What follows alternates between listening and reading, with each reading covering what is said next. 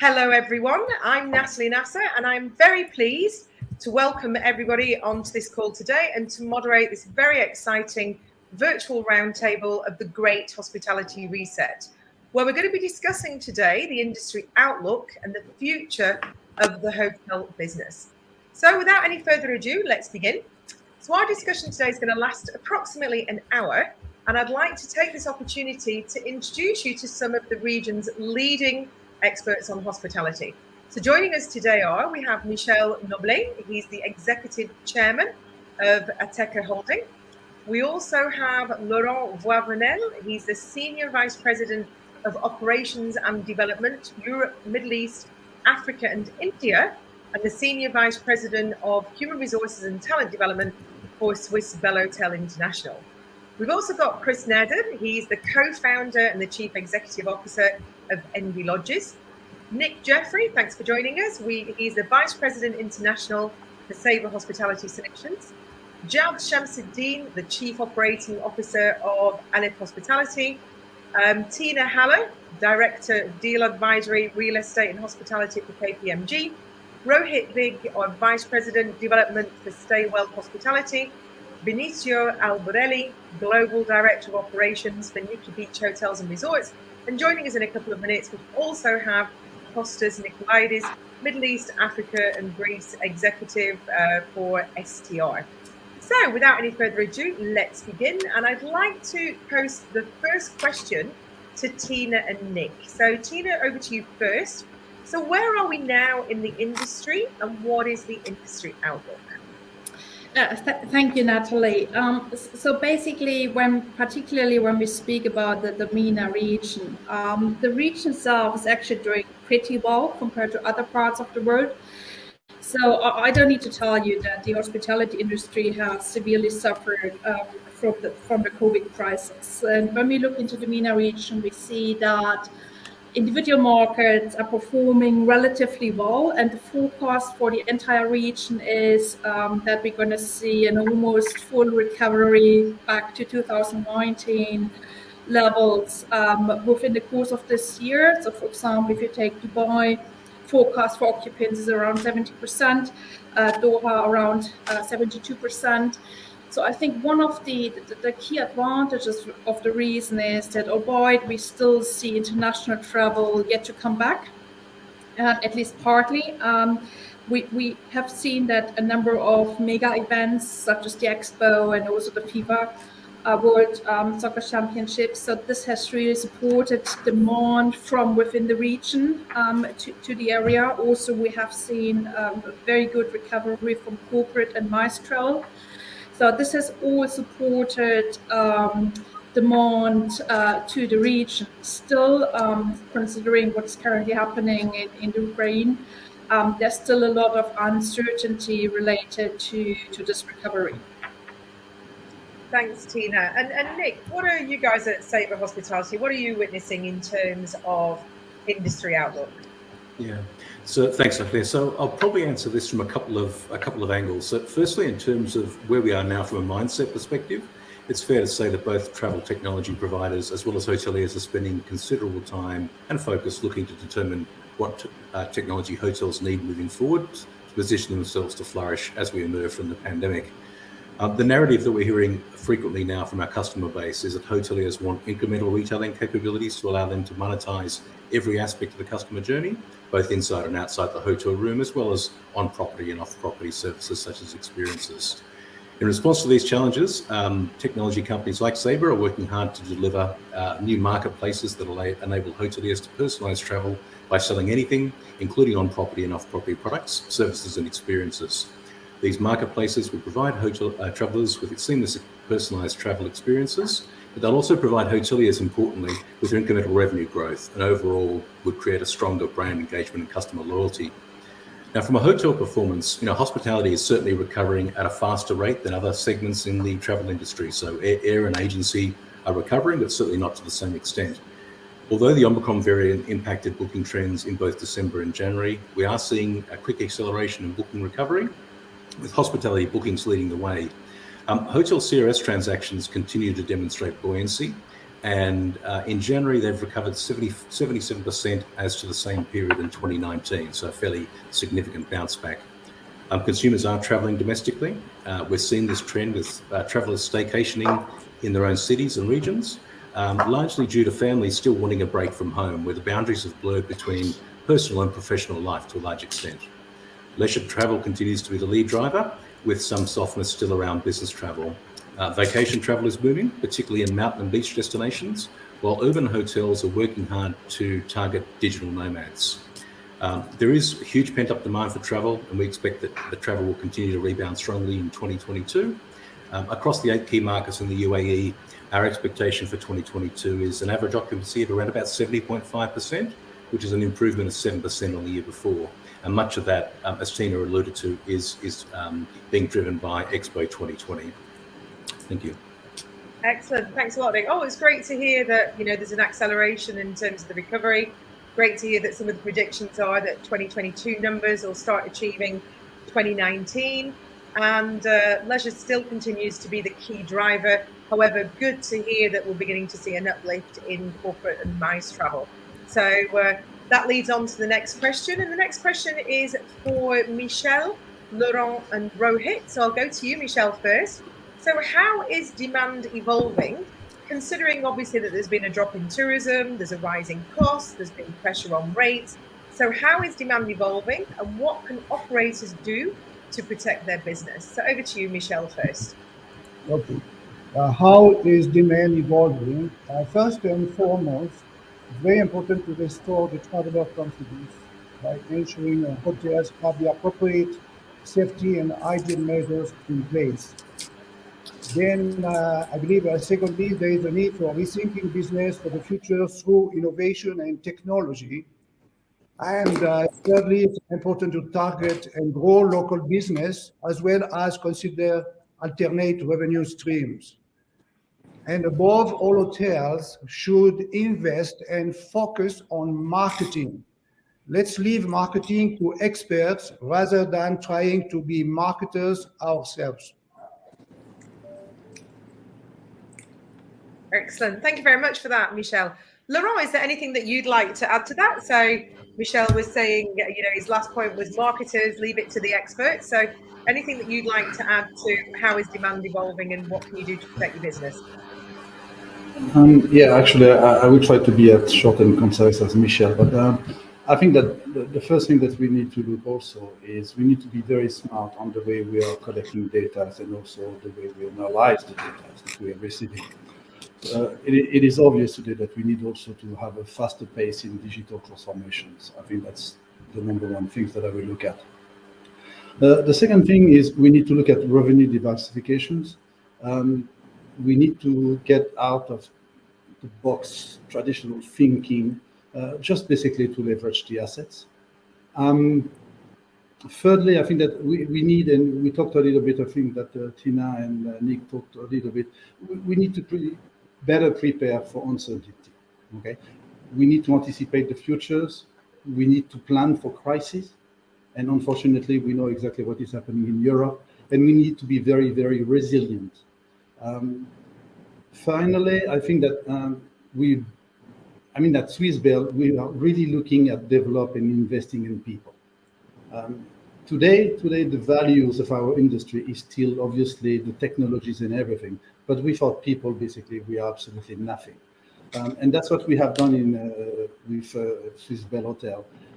Even in 2021, when the business was absolutely devastating, because we all suffer from the crisis, we decided to lift up our training platforms with EOTOLI and Tipsy, really to develop the people. So number one, data, digital transformations, be better prepared for the crisis, revenue diversification, and definitely growing people, growing talent.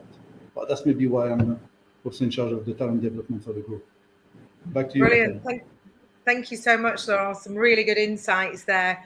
And Rohit, over to you. Is there anything else that you'd like to add to Michel and Laurent's comments? Sure. Good afternoon, everyone, first of all. And obviously, Natalie, as we are hospitality and the airline industry, I think, were the two most affected industries in the world when it came to COVID. And it was the first time in my lifetime that we had to put a lock at our hotels. Prince Hotel StayWell Group wears an owner-operator cap. So, 30% of our portfolio is owned by the company and extremely asset-heavy allocation on the balance sheet. So, we were obviously part of this movement, affected in 2019-20 very heavily. But the good news is that over the last 6 months, we have seen tremendous increase in demand in regions that have sustained and worked with the virus around the world. So, for example, if I talk about Dubai, where I'm currently in, November 2021, December 2021, we saw numbers at all 4 of our hotels, which were much better than what we ever had in 2018-19. The latent demand picked up by travelers who had been locked into their homes for the last 2 years. And I think UAE as a country was one of the countries in the world which really benefited, having extremely tight control over the virus. I think this country only went into lockdown for about 2.5, 3 months. And even today, open to public. Now, I was also traveling to Thailand first week of February. We have a hotel opening there shortly. And I see the demand, back to about 50% from where it was in 2019 levels. Yes, it's true. Leisure destinations are doing much better than CBD locations.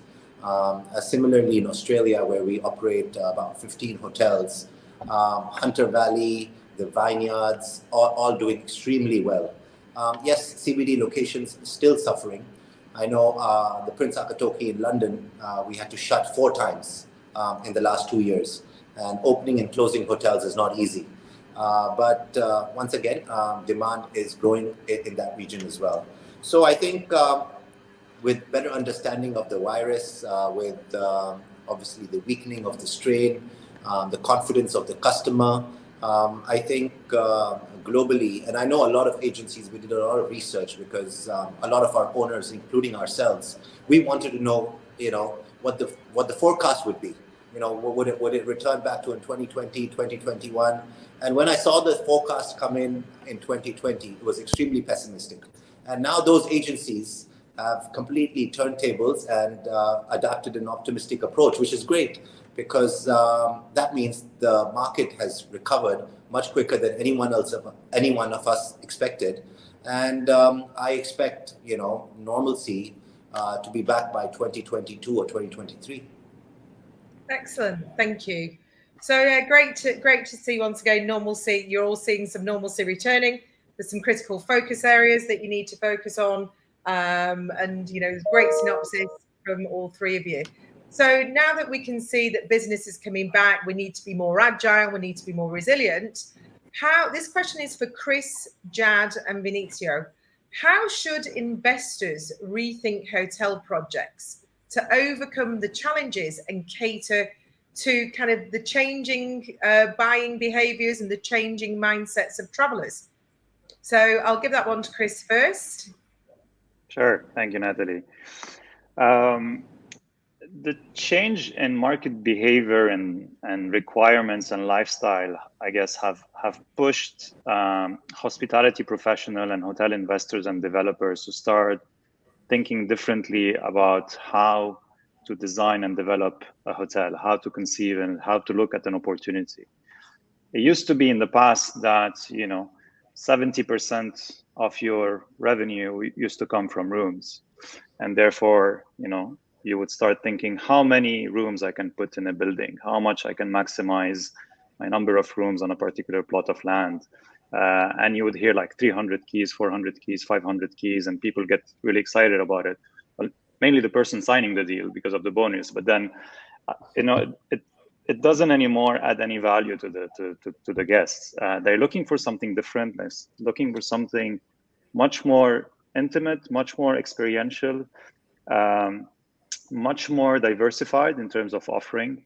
And suddenly we're seeing a shift in revenue towards the 50-50, towards, even a higher percentage on other sources of revenue than rooms, mainly driven by the need to have experiences. If you look at products like ours, for instance, where we're into experiential lodging, if you think about 50% of your revenue coming from experiences, that's huge. We're not talking, if you look at the mathematics, you're not looking at a room rate of $100, and therefore 50% is not that much, but you're talking about $1,000 experience a night, and 50% of it addition. So the moment we start receiving opportunities from investors to look at projects, we're looking at master plans in a completely different way. We're starting to think about a project, about what can people do when they come to the resort or to the lodge. What is it? What are the key components that will drive business, that will drive return business? And then we start plotting units around it. And I think the shift in mindset is very important to cater to the changing needs and the new generation of travelers. Interesting. Thank you very much for that. So really focus, a lot more focus on what are the experiences that people can enjoy once they actually come to, the hotel or the lodging facility. So Jad and Vinicio, anything that you'd like to add? Are you seeing the same? Is there anything that you'd like to add in terms of investors rethinking their hotel projects? Well, for me, it's like we coordinated the answer along with Chris. But the fact is that it's all about experiences right now. I believe this is the focus of the developer. I would just be a little bit more specific that eventually this co-working space is becoming something extremely important. And we've seen a lot of hotel owners right now adjusting their design of they can do under construction hotels, but also they're doing efforts to convert certain space into the hotel for that.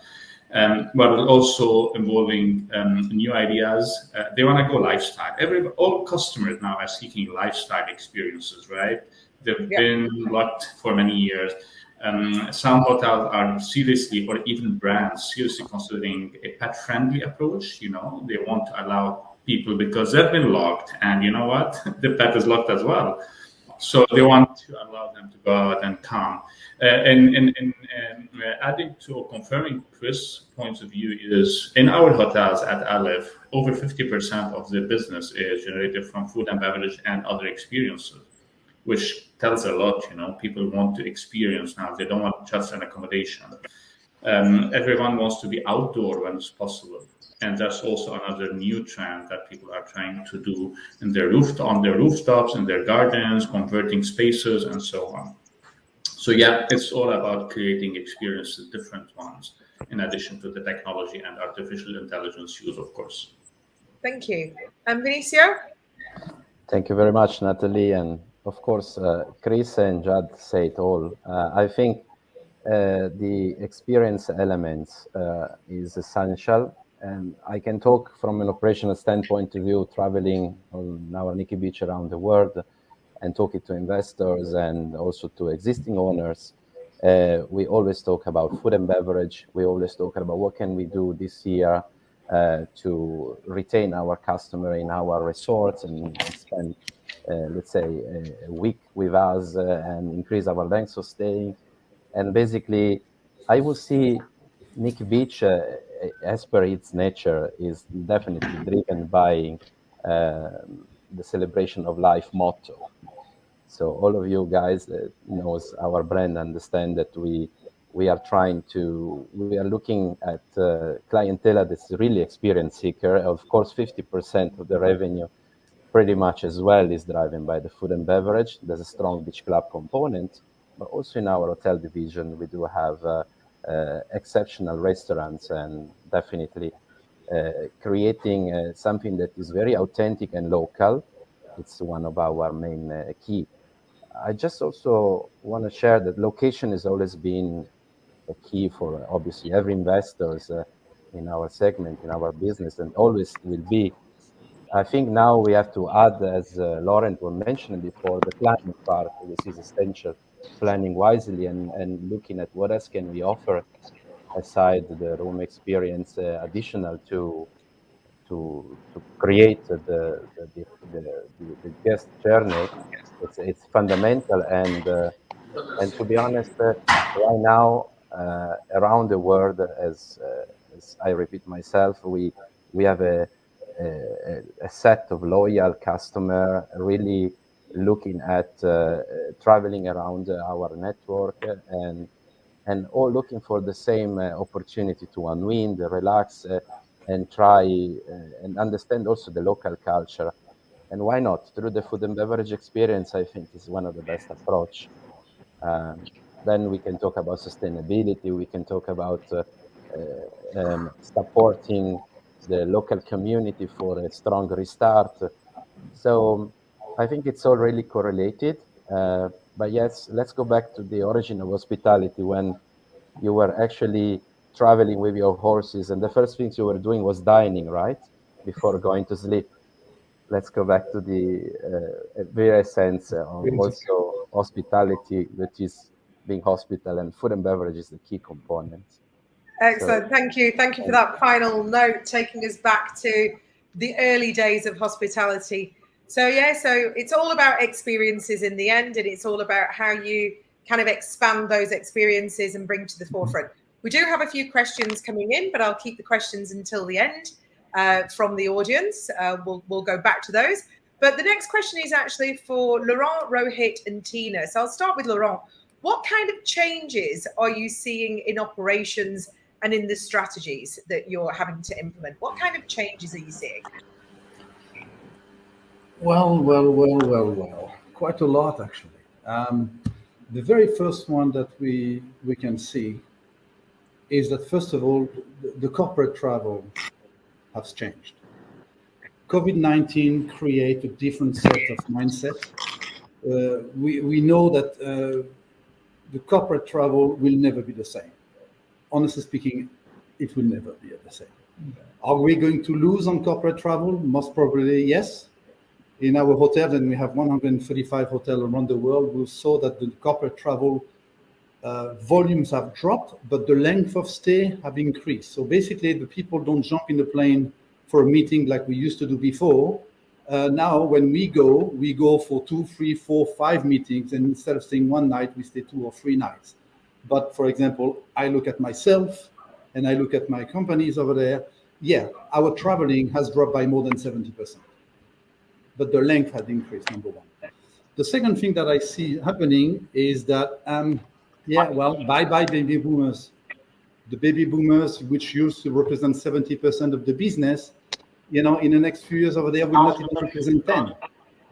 So what are we going to see? Well, obviously, these baby boomers are going to be replaced by the Gen Z, the Millennial, the Gen X. And these guys are going to represent already... Somebody's on mute over there. So Rohit, Kostas, can you just mute yourselves, please? Because there's a bit of reverberation. Thank you. Carry on, Laurent. Okay, thanks, Natalie. And what we see is that basically all these new Gen X, Millennial, Gen Z is going to represent, and is already representing 85% of the corporate travel. Yes, we are going to have more MICE. Yes, we are going to have more leisure. Yes, we are still going to have some corporate, but it will not be exactly the same as it used to be before. I think that Vinicio also has mentioned that, the customer behavior are changing. Yeah, they are more green, they are more sustainable. And if we don't adjust to feed the needs of the customers, it's going to be a completely different market. The baby boomers, you're happy when you arrive in your room over there and you have your bottle of wine. That's not what the millennials want anymore. So we need to adjust ourselves. And funny enough, in the regions, in the Middle East, we opened 5 new properties during the COVID-19. And we launched 2 brands. And the 2 brands are all lifestyle. One, Maoa, which is purely for reflections and yogas and spirit and everything. We just opened our new hotels in Bali. And I'm negotiating a couple of properties like this at the moment in Africa. And Bohemia, which is a pure lifestyle. I'm not going to say Nikki Beach, because nothing can beat Nikki Beach on what they are doing. But no, okay, not even W or V Hotel, which is a copy paste, but that's another story. Like living style outlets, living style concept. be seen, be happy, have fun, enjoy life. Yeah, that's pretty much what everybody is looking for. And again, for example, our company is very simple. Everything's about two words: passion and professionalism. That's pretty much what Lifestyle is about. Excellent, thank you. So I'll just go to Rohit just for, have you got anything that you'd like to add to that? Because I'm conscious of time. So Rohit, is there anything that you'd like to add in terms of what kind of changes we're seeing in operations and strategies? Oh, Rohit's gone. Tina, I think he must have a problem with his connection. Tina, can you step in?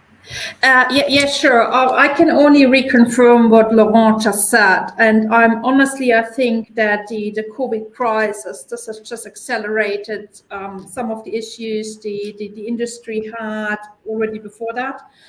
And I'm honestly, I don't want to be the devil's advocate, but the industry hasn't been that fast in adjusting to certain trends. And I think there's a definite need to develop much faster. And so especially we talked about that before, about like digitalization is going to be a very important part.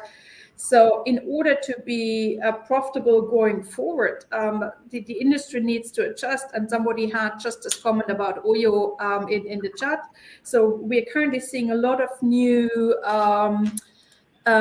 market players coming to the market, and they are representing a big challenge for the traditional hotel operating companies because they're doing things differently. They're more technology driven, etc. And one last comment regarding what Laurent just said.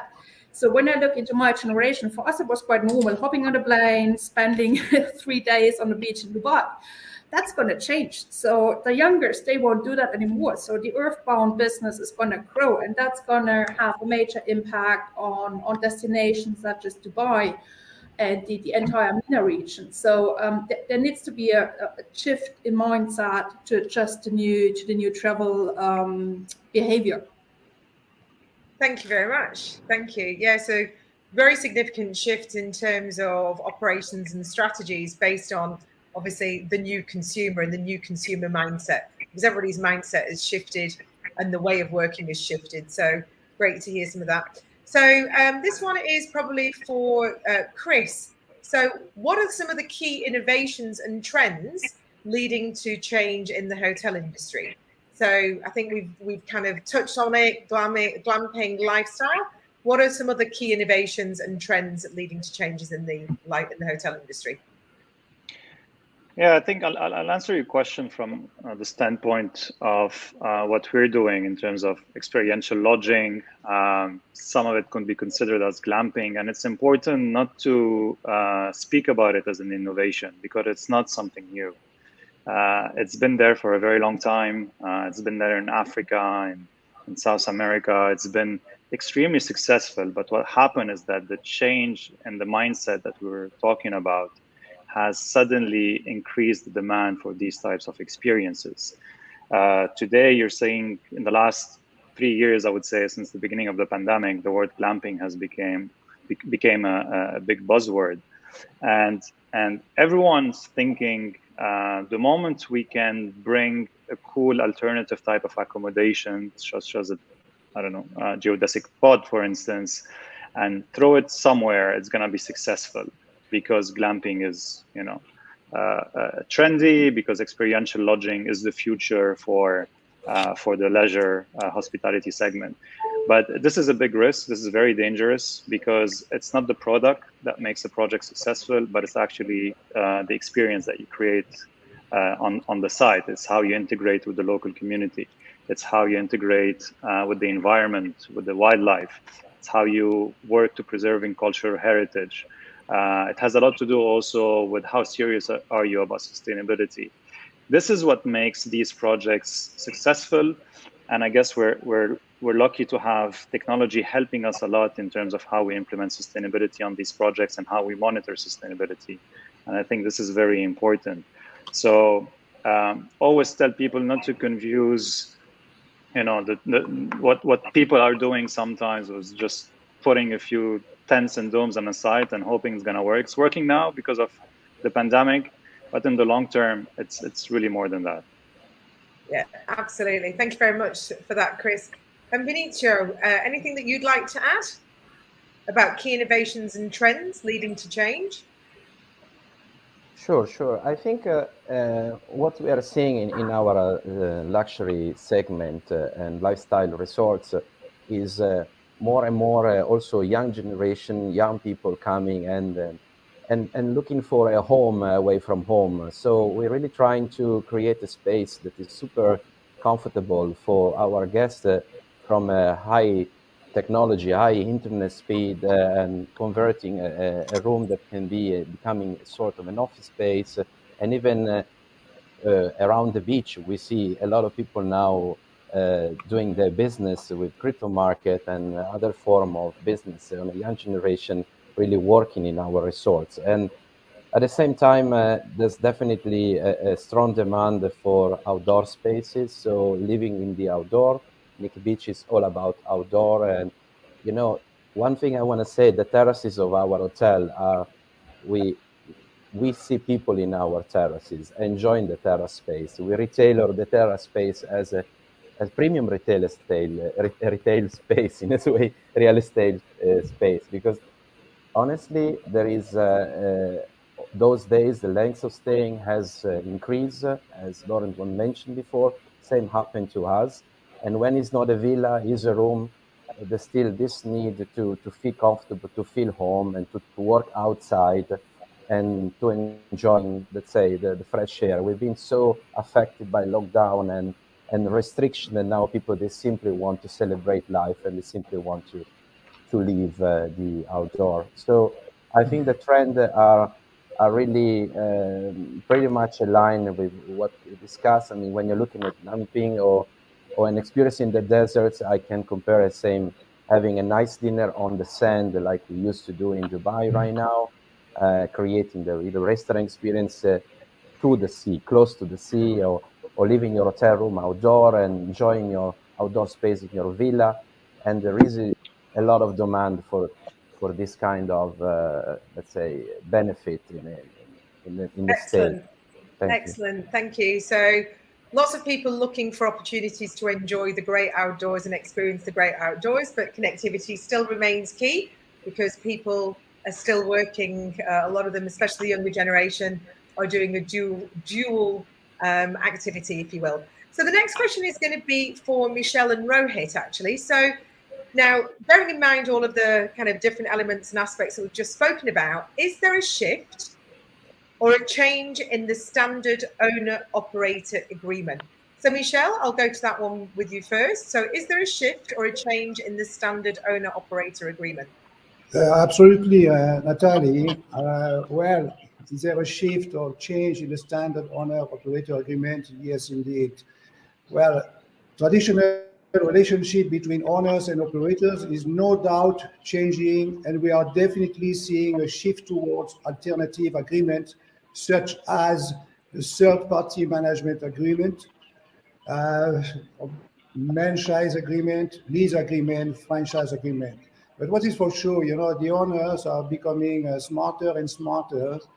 And obviously, we as operator, we are very much exposed to renegotiate the contract. And but however, no matter how challenging the market condition, both parties must remember that the terms of agreement cannot be one-sided. To be successful, there need to be a greater trust between the two parties with a win-win approach from owners and operators. Thank you very much, Michel. Rohit, is there anything that you'd like to add? Sure, Natalie. I think COVID has taught owners and operators both to be smarter.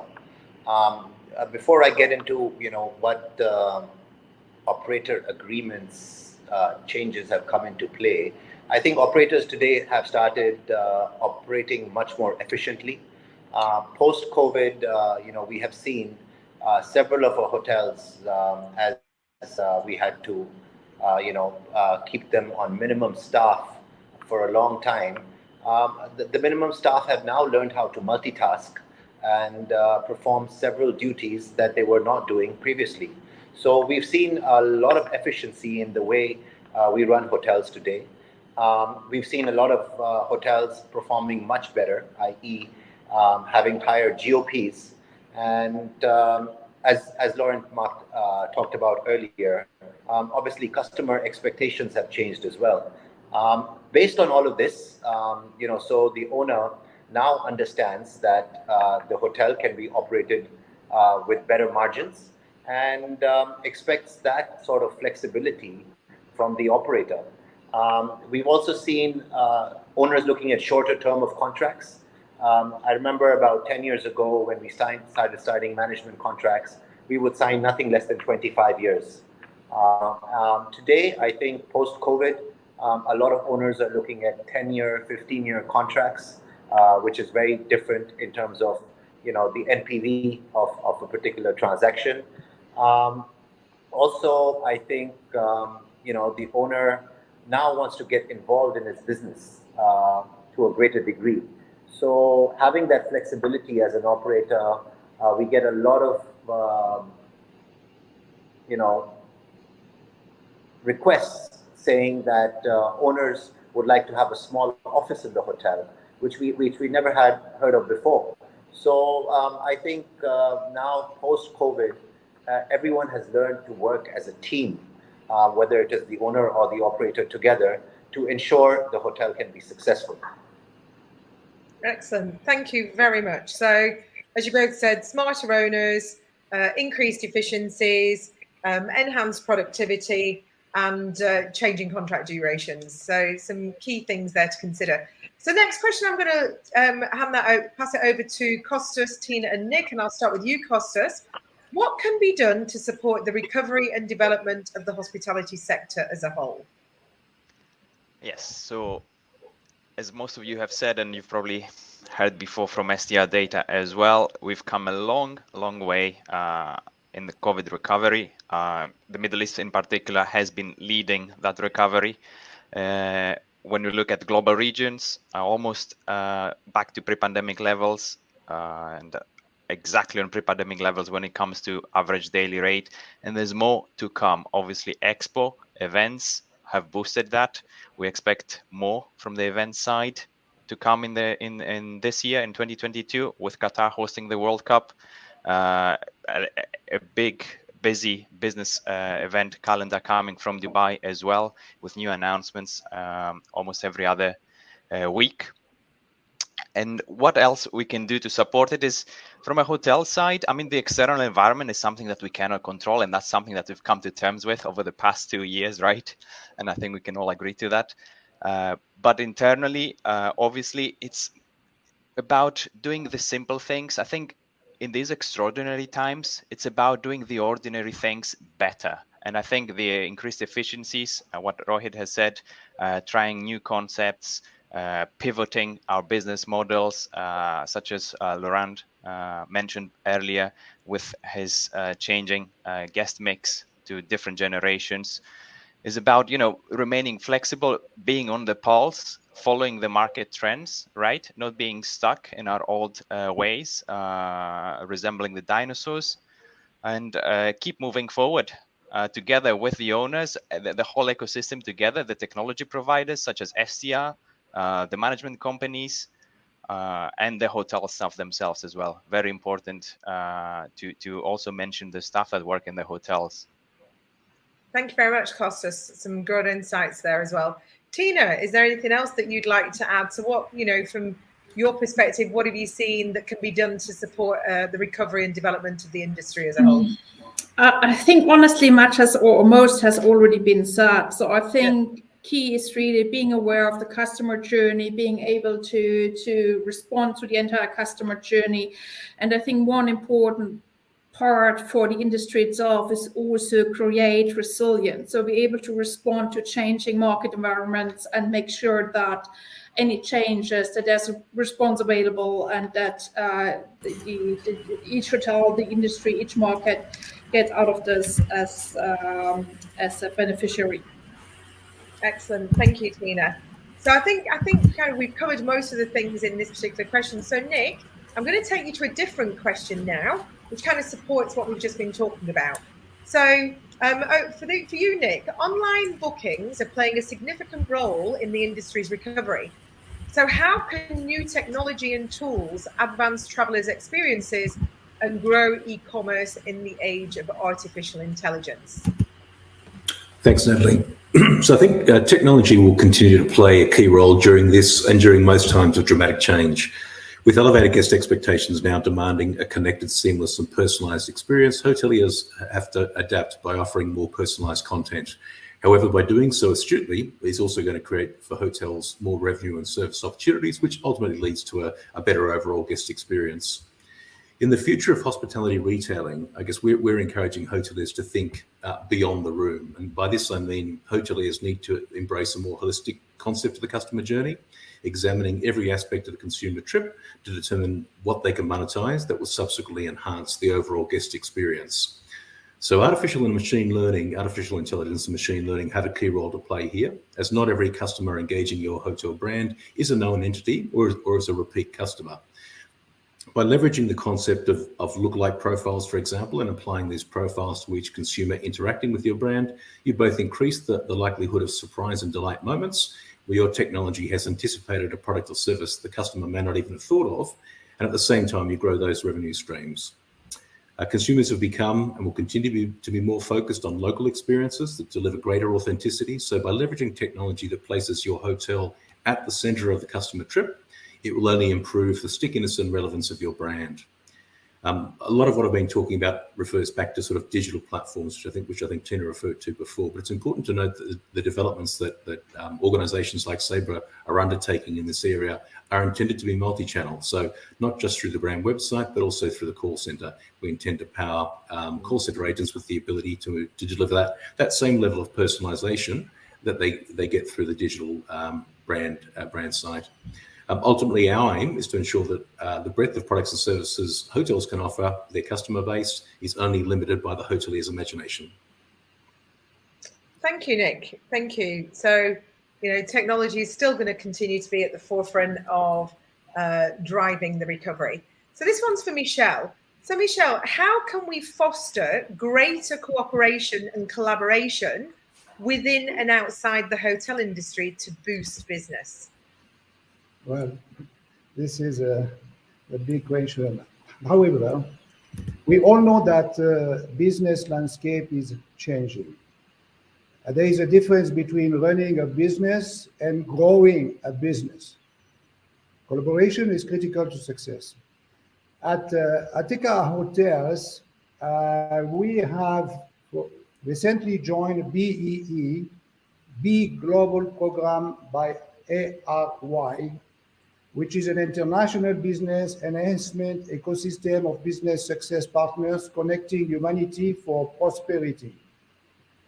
Well, it gives us a direct access to millions of travelers globally and helps us attract and retain customers who can save 80% gold from ARY on their stay and dining spend with us. Well, let's put it this way. In the very first year, we expect to benefit from ARYB Global's 250,000 customer network, with each having a spend of $4,000 at the various success business, including ourselves, that we generate $1 billion. Over 5 years, the number of active members will reach 6 million with annual spend of $24 billion. Of course, this is the overall, is all people benefiting of the program. This is a great example, I believe, of collaboration outside the hotel industry. Brilliant, thank you for that. So basically, ATECA, you've done new partnerships with BE and ARY, and it's given you access to kind of a large database of new clientele. That's really good to hear. So the next one is for Chris, Tina, and Jad, but I'll actually start on this one with Jad. So what's needed from authorities to support the hospitality sector? What's needed from authorities? You can end up that question with me instead of starting. Well, listen, I mean, over the past 2 years, we've seen government acting differently, and results came out differently as well. Some cities or countries done much better than others in handling this in terms of hospitality industry. I mean, from observing, what we've noticed is where authorities have been working close with the private sector in the industry, have succeeded to have less impact from the pandemic and to recover much faster at the same time. There are practices that have been in place, mostly communication, mostly seeking advisory from the experts, making sure that there is an alignment with the decision, a proper timeline in place. This was always an issue at some point, with decision being executed very quickly, not giving time to people or to business owners to react or to act accordingly. The use of logic, in my opinion, honestly, it wasn't rocket science, but the logic in making decisions, doing a PCR, not doing PCR, keeping distance in restaurants and so on. Many decisions were made in an illogical way, but also some government did it very, very logically, and they knew when to lift up some restrictions. But it's also due to proper communication coordination with the private sector, because we all know the hospitality industry is mostly private sector investments, mostly. That's, in my opinion, what is required, frankly speaking. We could list a long list of examples, but it was all coming from proper communication and coordination and a proper timeline of execution. Excellent. Thank you, Jad. Tina, have you got anything to add in terms of what more can authorities or what's needed from authorities? Again, I can only reconfirm what Jad just said. I think training people is going to be another very important part. The authorities need to make sure that there are trained people. Also looking into the future, that there are trained people in each of the countries. And otherwise, I think having kind of a master planning, a tourism master planning in mind, we currently see a lot of countries worldwide who are reconsidering their tourism strategies, also involving hotel development and what kind of focus each of the countries would like to take. That's going to be very important also in light of what we just discussed before, the changes in travel behavior, etc. And that needs to be partly also driven by the authorities. Fantastic. And Chris, have you got anything to add? Yeah, sure, Natalie. I want to take us back to two words that were mentioned before by Vinicio and myself. We spoke about nature, we spoke about sustainability. And when you look at tourism strategies in the region and mainly around the world, in Africa, Middle East, Europe, it's a lot about activating sites that are immersed in nature, looking at secondary cities, looking at remote location and how to drive business there in a sustainable manner. Now, in my previous life, I used to find plots of land very easily when it's about building a business hotel in a city or a resort, in these mainstream types of locations. But the moment you want to actually activate these remote locations and sites and come with a sustainability product that allows you to develop on these lands, I find that some governments have done a fantastic job at facilitating access to this land, while others are still struggling. And we have some amazing examples in the GCC region where governments were able to actually bring the private investor to these unique land opportunities. They could be natural reserves, they could be mangroves, they could be protected areas in the desert, and facilitate access to these lands, whether it's under a lease, whether it's under a JV, etc.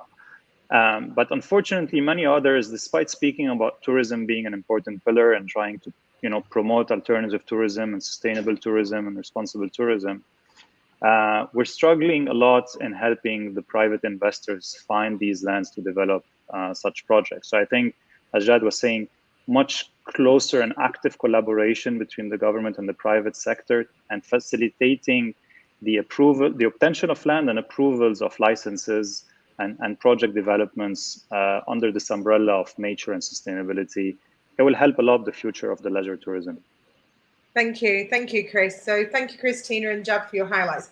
So before I go to our final question, I'm just going to go through a couple of the questions from the audience.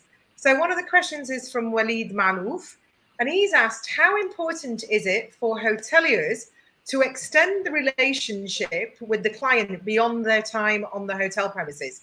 And what are your companies doing about that? So shall I give that one over to you, Vinicio?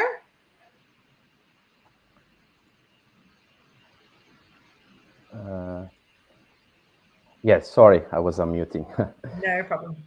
Sure. I think since 20 years, we stick with our model, the celebration of life, and we really managed to have a very strong bond with our guests, creating a solid, loyal clientele that, we cater for a very small market of clientele. So we managed to really retain them around the years because we get to know them. It's fundamental for us that there is this personal approach. I mean, the retention of our talent also is fundamental, is one of the key, because I can say some of our key talent, and not necessarily just the general manager of the hotel, they have a strong personal relation with our loyal customers. So am I losing some of them? Am I losing a lot of customers? It's really fundamental, and I'm happy that this question came up because honestly, personalizing the service and creating opportunity to build strong memories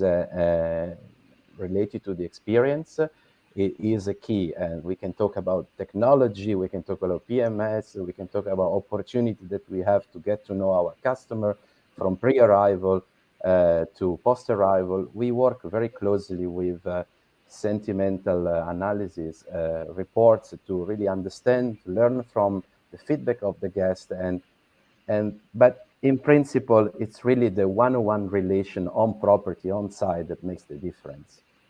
Excellent. Thank you very much for that. We also have a question that's coming from Seed Akil Abbas, and this is more of a technology question. So maybe one of our technology gurus can answer it. So what they're asking is, with the guest preference of safety and cleanliness on the rise, do you think that there should be an additional focus towards robotics to reduce human interaction? Anybody like to answer that one? Should there be an increased focus on robotics to reduce human interaction? Jazz, you've unmuted yourself. Yeah. Well, I have an opinion on that. I mean, increasing to reduce wouldn't be my typical approach. It's definitely getting assistance from robotics.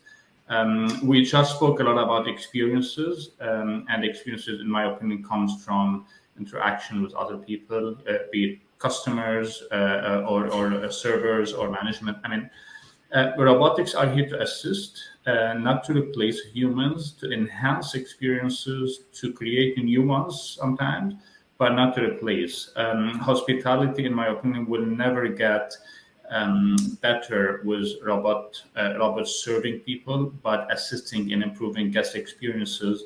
And that's how it should be kept. Otherwise, we're going to turn to be something else, but not called hospitality. As that's, again, I keep it for myself as a personal opinion.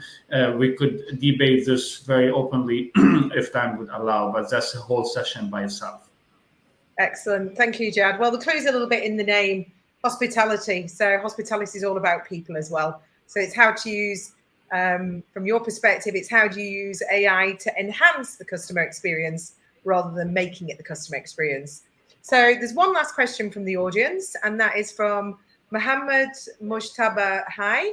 Why are most owners moving to franchise contracts rather than managed? Anybody like to answer that one? Why are most owners moving to franchise contracts rather than managed? Rohit. Natalie, I can take that one. I think primarily there are two reasons. One, obviously, the cost structure that is involved in doing a management contract is much higher than it is for a franchise contract.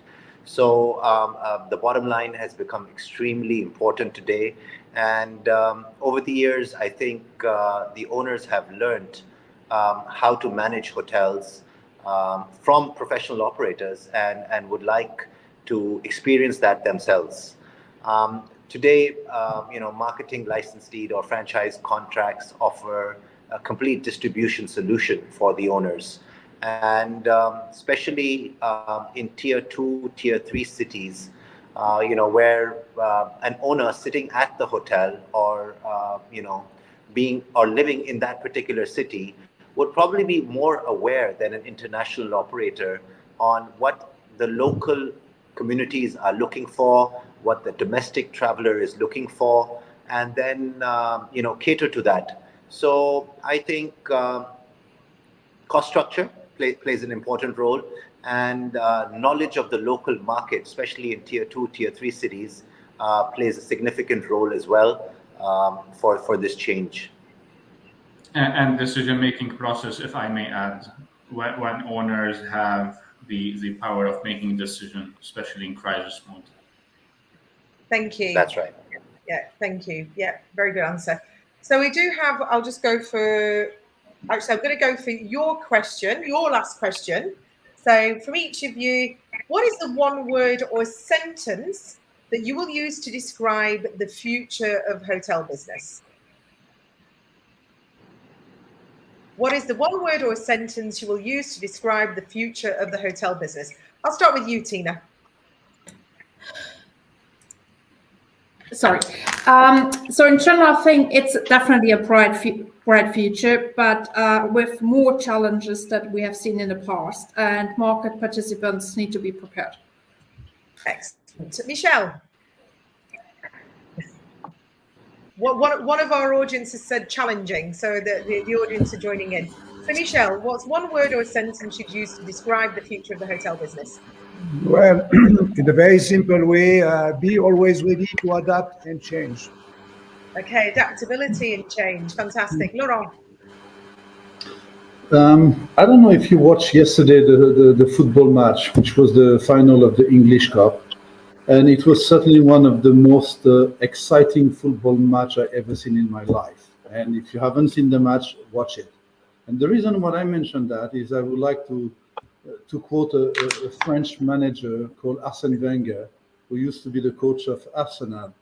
And that gentleman said, if you score 18 out of 20, you still can be number one. But if you score 20, you cannot be number two. Excellent. Very nice one. Thank you very much. Vinicio? I'm tempted to say that the future of the hotel business is now. I don't necessarily think that we need to do anything differently. We learn how to adapt. Future is bright. I want to take on a quote from Andy Grove that says that the bad company are destroyed by crisis.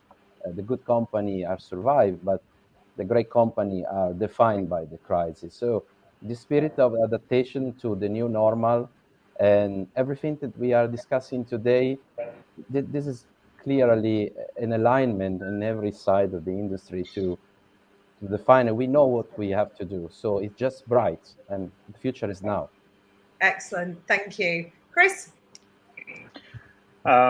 I would definitely say that the future of the hospitality is about us being responsible. Travel and tourism is all about discovering places. And the one thing that this pandemic taught us is that without those places, then there is nothing else left to discover. And our industry will really take a big hit. We should stop building recklessly. We should start preserving what is left to be preserved and regenerating what unfortunately has already died. And there are ways to do it. So hopefully the investors and the operators out there have learned their lessons and that the future will be much more responsible. Excellent. So responsibility for you. Rohit? I would say adaptability would be the word. Life is unpredictable now. We've seen, a big change in even hotels adapting to product standards today. We've introduced a lot of multi-function spaces. The revenue is not only coming from hotel rooms. The revenue is coming from people wanting to use hotels as co-working spaces. They feel safer there. So as it is unpredictable, adaptability and flexibility comes with that. So Excellent. I think adaptability would be the key. Brilliant, thank you. Jad, you'll have to unmute yourself though. Jad, unmute yourself. Yes, apologies. I was saying creating unique lifestyle experiences through innovation. That's the future. Thank you. Creating unique lifestyle through innovation. Nick? I think just briefly, personalisation, which is sort of a theme which a number of the other panelists have mentioned today as well. We need to recognise that the audience we're engaging all have different preferences, different requirements. If we can use the data we have available to us to better personalise, I think the hotels will flourish. Excellent, thank you. And Kostas, you'll have to unmute yourself though. Yeah, absolutely. So it would be evolution from my side, and just doing the ordinary things, the basics, the fundamentals of hospitality as we know it better, rather than perhaps reinventing the whole wheel. But who knows, maybe we'll have robots taking over soon. Thanks, Kostas. And some of our audience continued to share. So Sarah said bright, Nubase said the future of hospitality is to serve better. And if I was to say the future of hospitality, I would actually say agility, because I think that covers a lot of different things. So I just wanted to say thank you to everybody. We've had some great insights today. I'd like to thank all of our strategic partners, including the House of ARY, BEE Global, Sabre and TTN, as well as obviously our distinguished panel for all of your insights, and our attendees for joining us on this webinar today on the hospitality industry. So thank you everyone, and it's a goodbye from me, and it's a goodbye from our panelists. Thank you everybody. Bye. Bye. Bye Thanks everybody. for Thank you for listening. Thank you for joining.